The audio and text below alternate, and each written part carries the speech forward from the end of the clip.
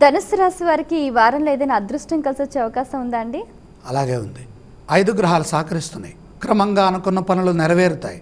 విమర్శించే వారే కీర్తిస్తారు. అధికార బలం ఉన్నది. పదవీ యోగం కూడా ఉంది. విశేష శ్రమ పట్టుదల మిమ్మల్ని గొప్పవారిని చేస్తాయి.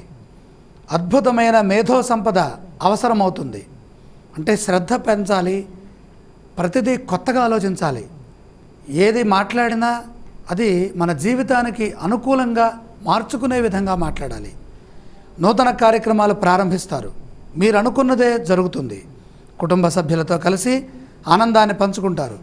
ఒక వార్త ఆనందాన్ని ఇస్తుంది. శుభయోగాలున్నాయి.